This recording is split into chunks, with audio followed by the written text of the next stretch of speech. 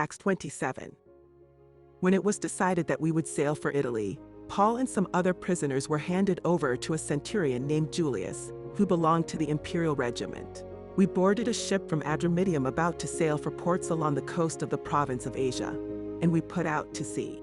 Aristarchus, a Macedonian from Thessalonica, was with us. The next day we landed at Sidon, and Julius, in kindness to Paul, allowed him to go to his friends so they might provide for his needs. From there we put out to sea again and passed to the lee of Cyprus because the winds were against us. When we had sailed across the open sea off the coast of Cilicia and Pamphylia, we landed at Myra in Lycia. There the centurion found an Alexandrian ship sailing for Italy and put us on board. We made slow headway for many days and had difficulty arriving off Cnidus.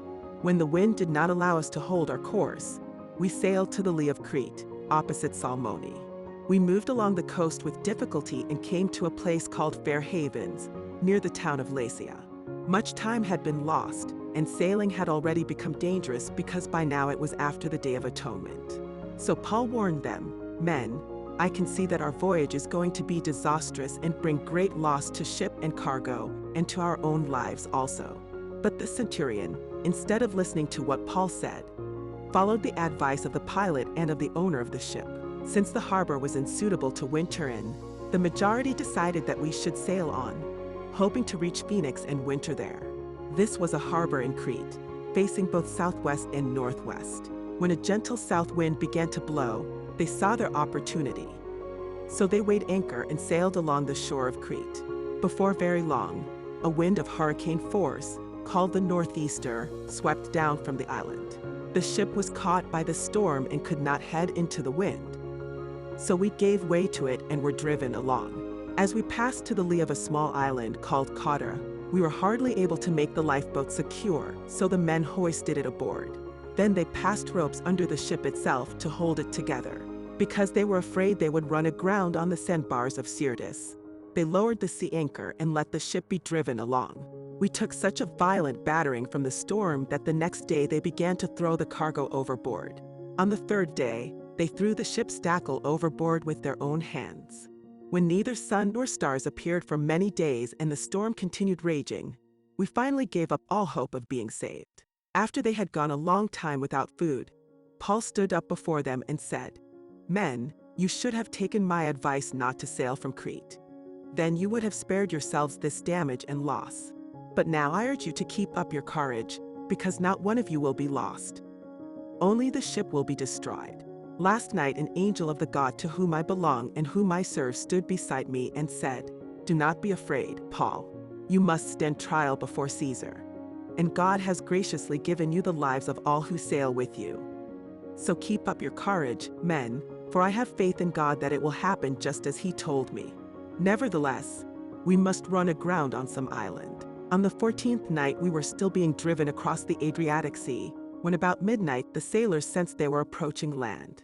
They took soundings and found that the water was 120 feet deep. A short time later they took soundings again and found it was 90 feet deep.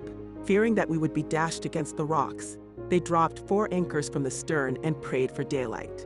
In an attempt to escape from the ship, the sailors let the lifeboat down into the sea, pretending they were going to lower some anchors from the bow. Then Paul said to the centurion and the soldiers, "Unless these men stay with the ship, you cannot be saved." So the soldiers cut the ropes that held the lifeboat and let it drift away. Just before dawn, Paul urged them all to eat. For the last 14 days, he said, "You have been in constant suspense and have gone without food. You haven't eaten anything. Now I urge you to take some food. You need it to survive. Not one of you will lose a single hair from his head." After he said this, he took some bread and gave thanks to God in front of them all. Then he broke it and began to eat. They were all encouraged and ate some food themselves. Altogether there were 276 of us on board. When they had eaten as much as they wanted, they lightened the ship by throwing the grain into the sea. When daylight came, they did not recognize the land, but they saw a bay with a sandy beach, where they decided to run the ship aground if they could. Cutting loose the anchors, they left them in the sea and at the same time untied the ropes that held the rudders. Then they hoisted the foresail to the wind and made for the beach. But the ship struck a sandbar and ran aground. The bow stuck fast and would not move, and the stern was broke into pieces by the pounding of the surf. The soldiers planned to kill the prisoners to prevent any of them from swimming away and escaping.